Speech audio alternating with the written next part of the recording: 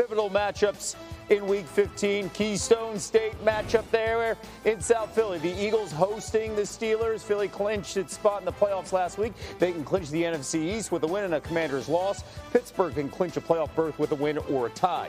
Chargers hosting the NFC South, leading Bucks. LA currently holding the second wild card spot in the AFC. 91% chance to make the playoffs per ESPN Analytics, which improves to 97% with a win. Finally, you got the Bills heading to Detroit to face the Lions. These are the top two highest scoring teams in the NFL this season, and they each have the highest chance to reach the Super Bowl in their respective conferences, according to ESPN Analytics. So you talk about the Bills, tough road for them. In L.A., taking on the Rams last week, and now they've got to go to Detroit. Senior NFL reporter Jeremy Fowler joining us. And they're a little beat up, a number of injuries. Let's get the updates here on Keon Coleman and Dalton Kincaid. Yeah, Kevin, a lot of injuries around the league we got to check on right now, but the Bills are at least looking up here. Keon Coleman with the wrist issue. He has no injury designation anymore after missing multiple games. He will be good to go. He will be part of the game plan. The question mark now, Dalton Kincaid, their star tight end. He did practice in full this week, so he's trending up after missing a few weeks. Not considered a serious knee issue, but they've been very precautious with this one. Decent chance he'll go, but they're going to see how he feels over the weekend. And they have 8 players questionable for this game, including some key guys. So trying to get to Detroit somewhat healthy, but they're looking up. Now we're going to switch to that Steelers matchup. There it is, George Pickens. He is out for the second straight week. Grade 2 hamstring, I'm told, so likely at least a couple weeks. They're hopeful, though, for next week, but he didn't even practice at all. He was pretty much declared out from the beginning of the week, so it's going to be a lot of the 2 running backs. Najee Harris, Jalen Warren, going to be a lot of 2 tight end sets. Pat Freiermuth, get creative. Van Jefferson, veteran receiver, will have to step up. They're going to have to find a way against the Eagles. Bucky Irving has had a bit of a do that. He's hopeful to do the same this week, but status still up in the air. They're relying on him trying to make that push to win that NFC all year. No problem. He's had some hip issues, hurt his back a little bit, but he is fine. No injury designation for this game. The big question now, Ladd McConkey missed last week, had the knee issue. It's nothing structural or major, but he was a game time decision. Couldn't make it back in time for that big Chiefs game. This week, he did at least participate in individual drills in practice, which is a good sign. McConkey, as a rookie, has played such a critical role with that offense and passing the football for Herbert. Jeremy, thank you so much. For much more on Week 15, here's Tony and Pablo with tonight's PTI bonus topic.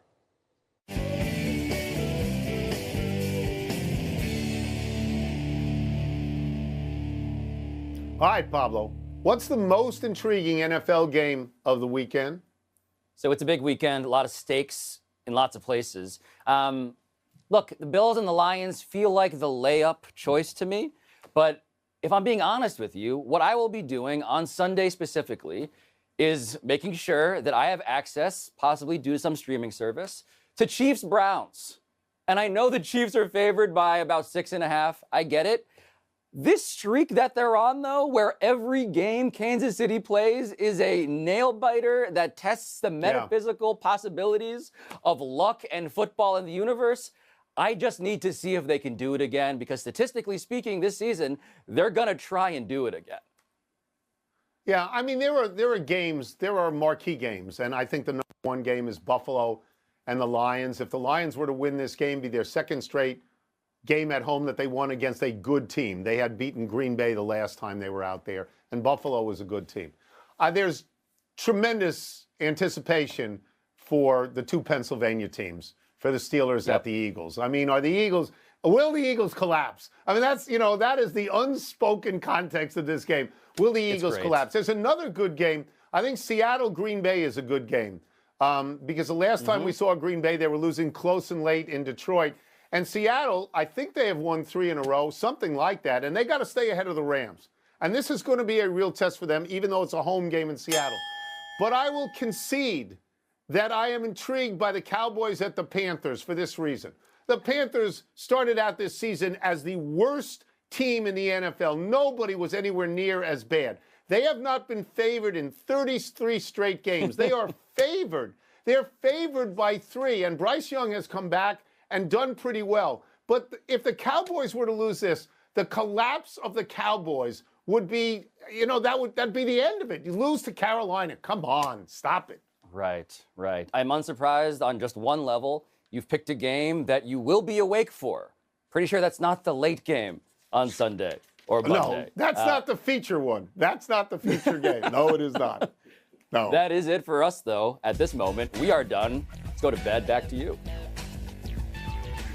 Pardon the interruption. Dangerous. Odds-on favorite to win the NFC West now, listed at -105 according to ESPN Bet. Right behind them, the Seahawks at +105, and the Niners' odds to win the division are no longer available. A reminder here, the Rams host the Seahawks in their regular season finale in Week 18.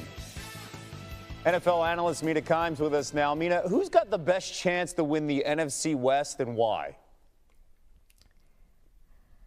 I think it's the Rams because of their schedule. As you see here, they've got the Jets and the Cardinals, easier competition than Seattle, who faces really most of the NFC North, Packers this week and the Vikings and Bears before they meet again. And if the Rams win both of those games and the Seattle Seahawks don't win 2 of 3, Week 18 might not be actually for the division as the Seahawks likely hope it will be. I'd also add this. I also think it's the Rams because this offense, aside from the performance we saw last night, when they're rolling, I would put them up with any offense in the entire NFL. We did also see last night, though, that this defense, which, really had its ups and downs at the start of the season, very young unit, especially up front, they've come into their own. And I think they are playing at a level where if the offense reaches the heights we think they're capable of, this team could make a deep playoff run. Yeah, one of the stars from last night's win, Kobe Turner, is going to join us as SportsCenter continues later on this hour. Mina, thank you so much.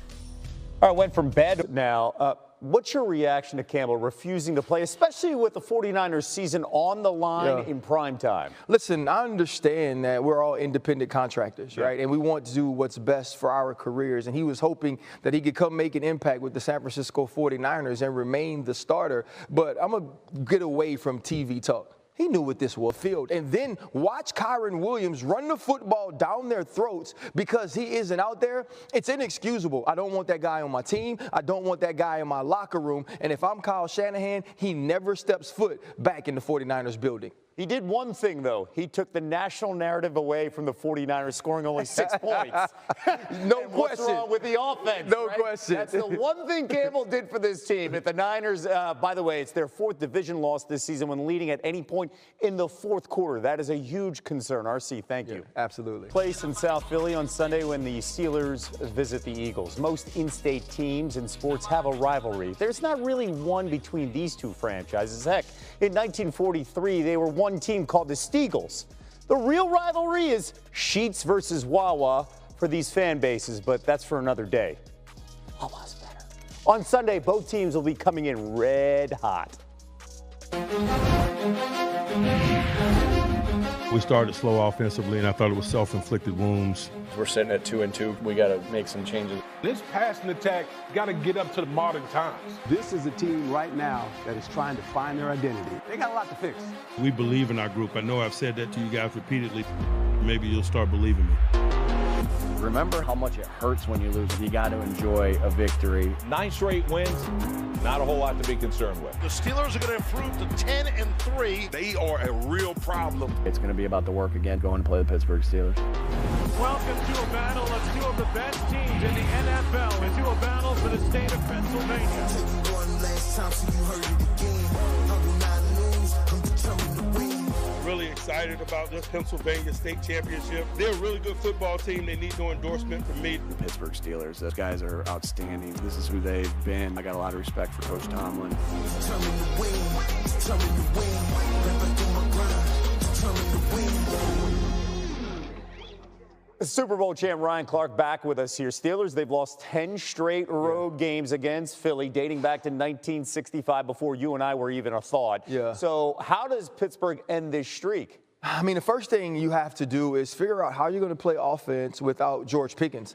This Philadelphia defense is great on the back end. They don't give up big plays, and it's been sort of get the big play or nothing in the pass game with Russell Wilson. He's going to have to work in between the numbers. You're going to have to use the screen game, getting the football, the Pat Fryer move, getting the football to Jalen Warren. And this run game of Najee Harris and Warren is going to have to churn out some yards if you expect to beat this young and talented, aggressive Vic Fangio defense. Without scoring points, I don't feel like you win this game, and that's going to be a little difficult without their star wide receiver. Steelers are 5.5-point underdogs heading to South Philly. The other marquee matchup, how about the Bills on the road against the Lions? Yeah. This game will come down to what? Lions run game. You know, we make the Sonic and Knuckles joke, but nah, it really is a bad duo. And when you look at the way that they play defense, if you're the Buffalo Bills, you're small up front. You're small on the second level with your linebackers, and you like playing two safety-high defenses, which is going to give the Detroit Lions light boxes. Now, they can run the football when you fill the box with 8 or 9 people. To have a light box, to not be one of those stout defensive lines playing against one of the best lines in all of football. If you don't stop this run game, we know what the play-action game will look like if you have to bring more people into the box. Detroit favored by 2.5 points at home, and they can't afford to trip up. You've got the Eagles and the Vikings right behind, waiting for a mistake. RC, appreciate you. Thank you.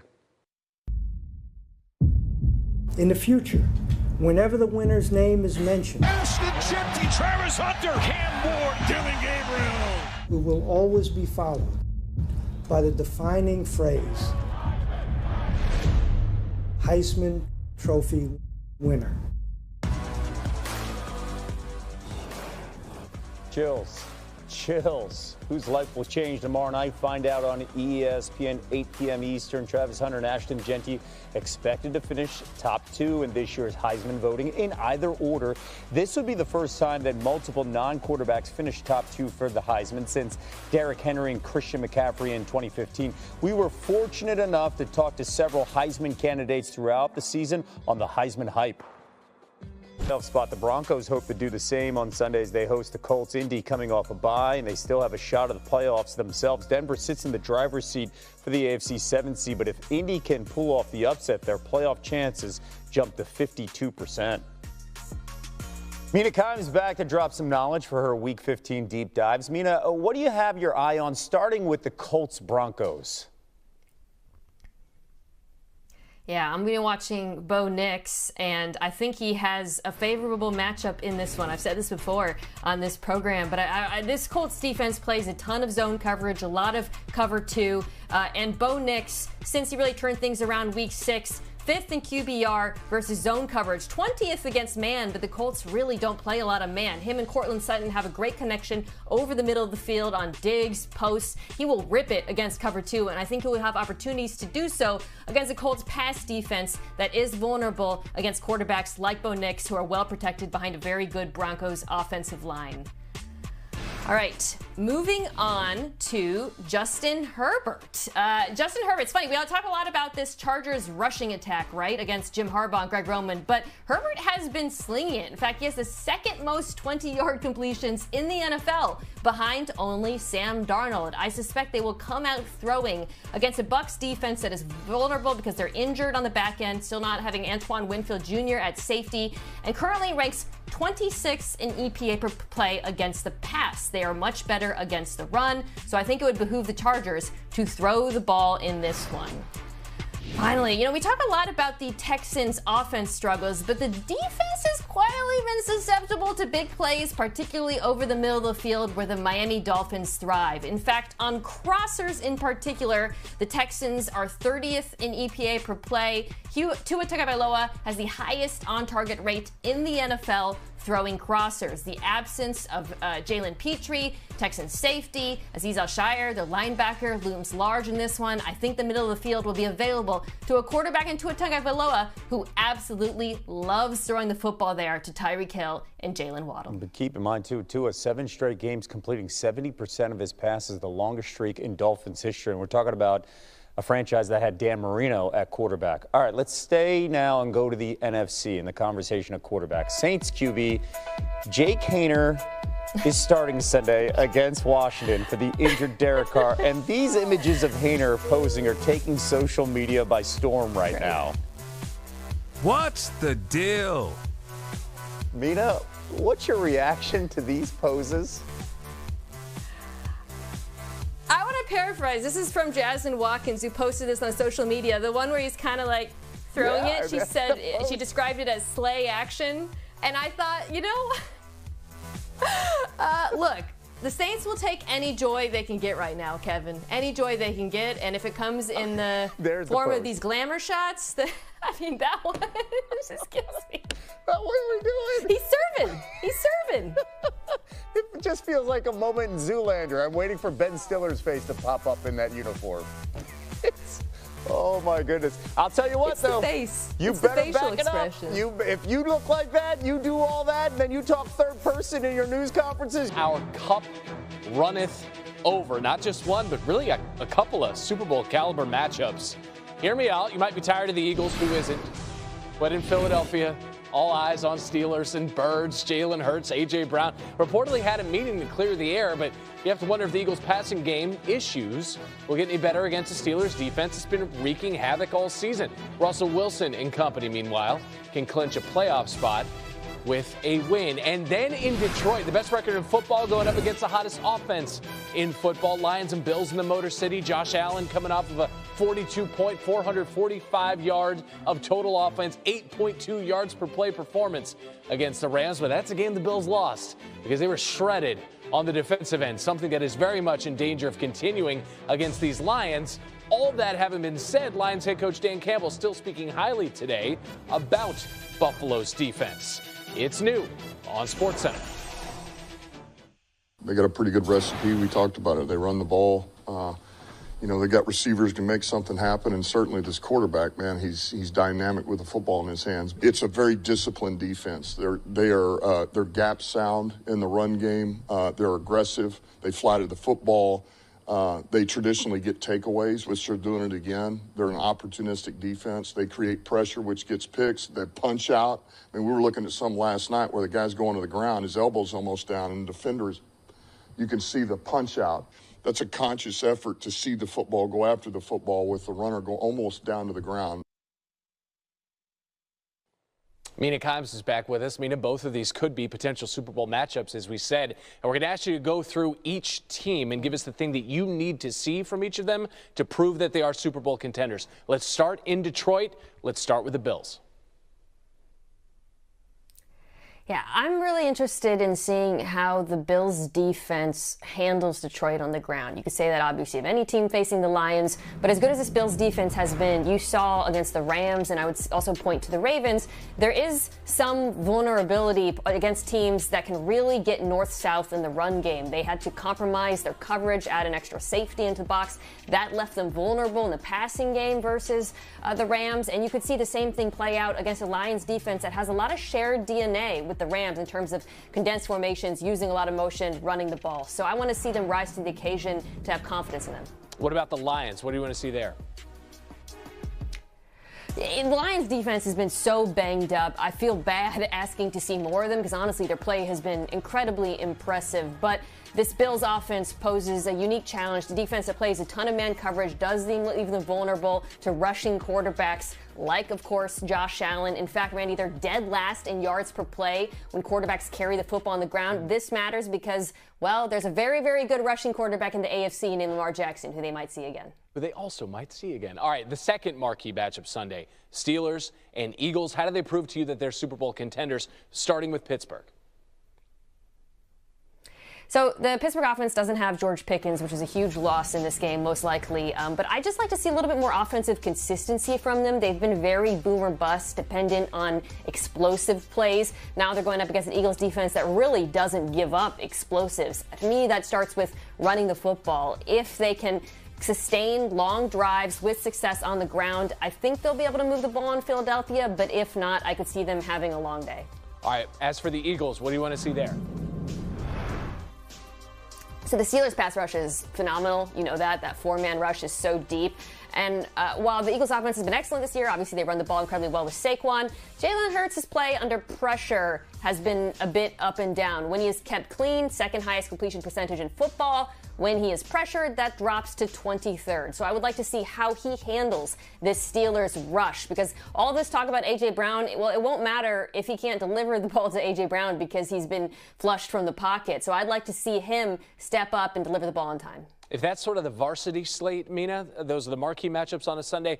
The JV slate also has some major playoff implications. We're going to run through some of these matchups. The Dolphins are chasing a playoff spot. They take on the AFC South leading Texans. Yes, they're still leading the AFC South. That's at 1 in the afternoon. Colts and Broncos squaring off.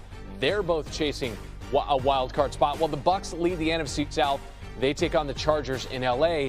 And Sunday Night Football has the Packers taking on the Seahawks in what could be a playoff preview. So, Mina, of those sneaky good matchups, what's the one that you can't wait to watch and why?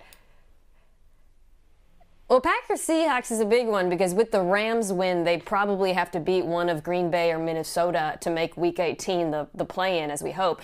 I'm really interested in it also just to see if the Seahawks' run defense's improvement is for real.